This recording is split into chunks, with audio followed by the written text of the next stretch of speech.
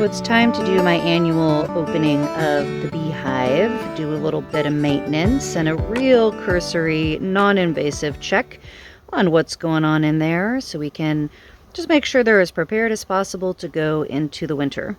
First step is to remove the quilt box, which needs a little maintenance.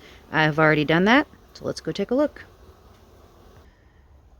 The quilt box is filled with these pine shavings, which are here to absorb moisture that evaporates within the hive. In the winter, this is a particular problem because all the bees are inside. It's cold on the outside, warm on the inside. There's a lot of moisture in the hive, of course, all the time, and so there's a lot of evaporation. That evaporation, if it hits a solid roof, as there is in a conventional hive, it can easily condense into droplets, drop back down onto the bees, which can cause serious health concerns. In a natural hive, there would be just a soft, wooden, mulchy, deteriorating roof above the comb that would absorb that moisture and wick it away from the hive and towards the perimeter of the tree. So we're duplicating that here. The moisture comes up through a screened bottom, absorbs into the wood chips, or the, what do you call this? Shredded pine, I guess. The moisture then gets wicked upward and evaporates out through these holes. And the next step is to cut these screens to size, staple them in place so that we can keep the critters out, but have ventilation for the moisture to leave the hive.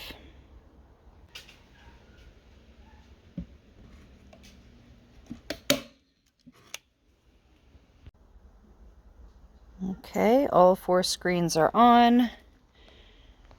The shavings are mounded up into a hill, which gives you maximum surface area for evaporation. And now it is time to put her back on the hive and see what's going on in there. But for that, we'll need this.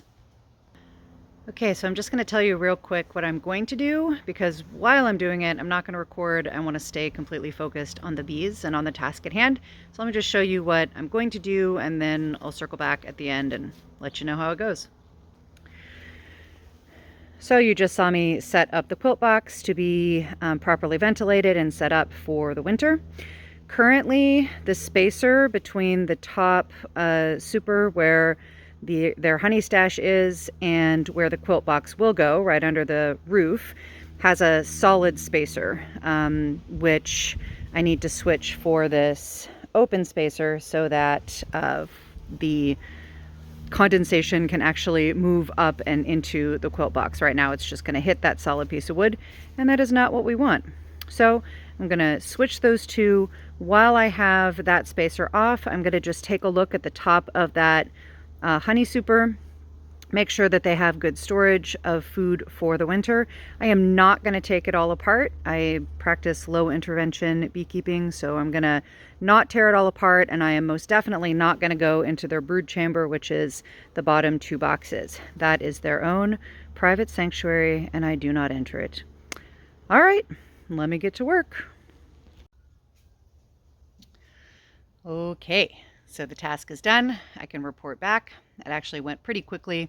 There's really not much that I do in this check. I did remove that solid top, which let me let you take a look at that. As you can see, it was, they'd actually attached the tops of their combs to it. So when I pulled it off, it broke the tops of their combs, so unfortunately they'll have to repair that damage. They had totally propylized the whole thing, and even propylizing the tops of the frames to this top. So it actually peeled a little bit, pulling it off. It was quite an effort to get this off. But it did need to come off. It wasn't the right piece of equipment for the use that I had put it to. So that's fine. I'll scrape as much propolis off of this as I can get. Might use this wax for something. There's not really much there. But at any rate, wanted you to take a look at that.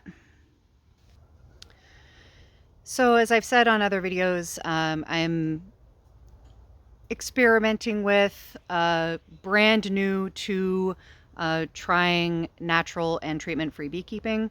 This includes designing hives that as closely as possible mimic the natural environment that bees would live in, taking their behavior and their needs into account, prioritizing their behavior and needs over mine as the beekeeper. And all of that means a lot of things, but it also particularly means minimal interventions. So in conventional beekeeping, the whole hive gets taken apart quite frequently, all of the frames pulled out and inspected. All of that creates tremendous amount of damage inside of the hive and breaks the seal that they've created with propolis, which helps to keep a more sterile and clean environment inside of the hive. And so there's just a lot of reasons not to upset that delicate system, as long as you've taken some measures to give them what they need so that they can do what they do, take care of themselves. Now, that means I'm not harvesting as much honey. In fact, I'm not harvesting any at all this year. I'm leaving all of that to them. When I opened it up, I could see that they have a full 10 frame deep super full of honey. Nice, good storage for the winter. They also will have some honey stored in their brood chamber down below. Generally, bees will create kind of an oval, rounded brood chamber where the eggs are laid and where the colony will cluster up in winter to stay warm. And then surrounding that will be their most immediate food storage, which is honey. And then their pantry space is the full box above. So I'm leaving all of that to them. I'll check again in the spring when temperatures rise to a certain point and just assess how much they have left. If they have a surplus left, I might take a little bit in the spring. But if they make it through, if they're healthy and abundant in the springtime, once there's a good nectar flow in my area, plenty of flowers around, I'll put another smaller super on top, let them fill that up with honey. If they get all of that filled with honey by next fall, I will take that whole second box and hopefully have a good, wonderful honey harvest. We shall see.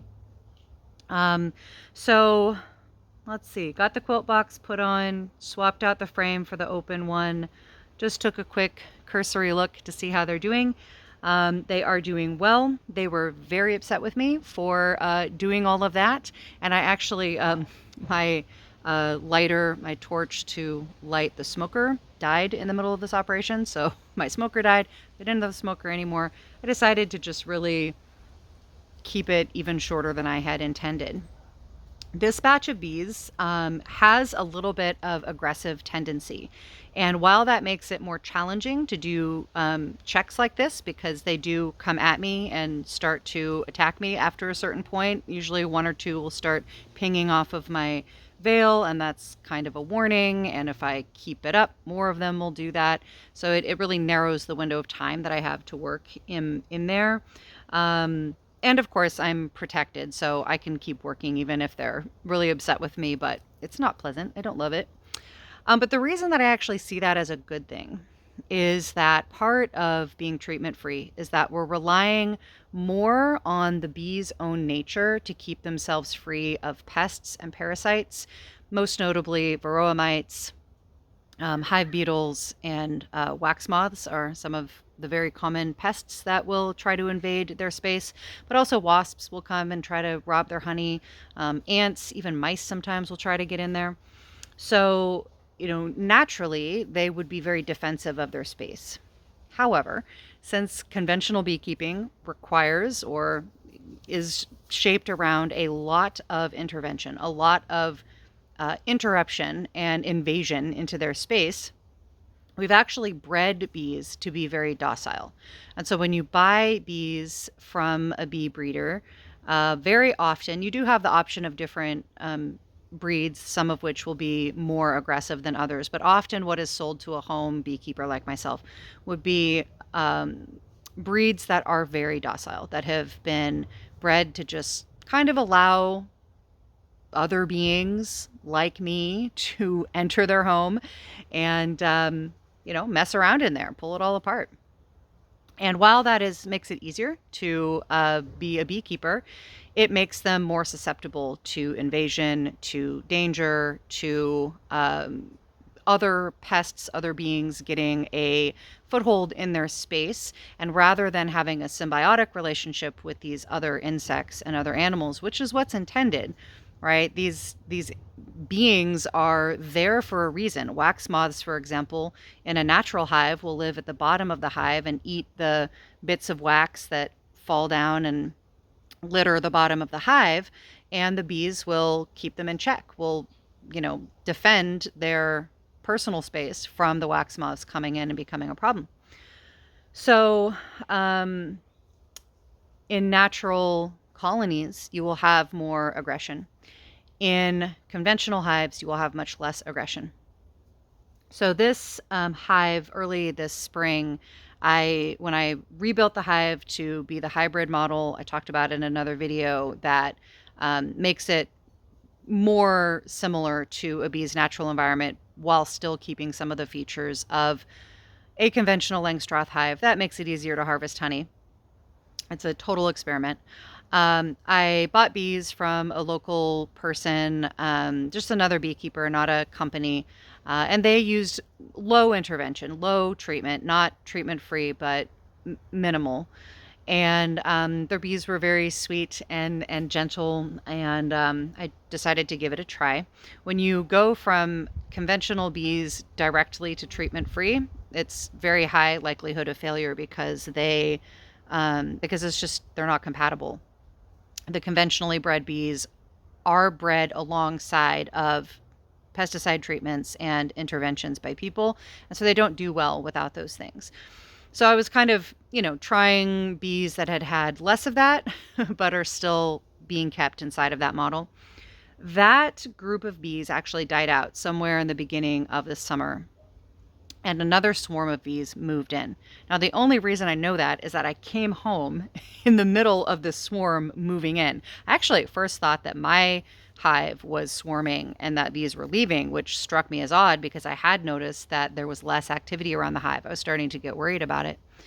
And so what I believe was actually happening is that my bees had died out or had been forced out because they had been weakened by this more aggressive swarm.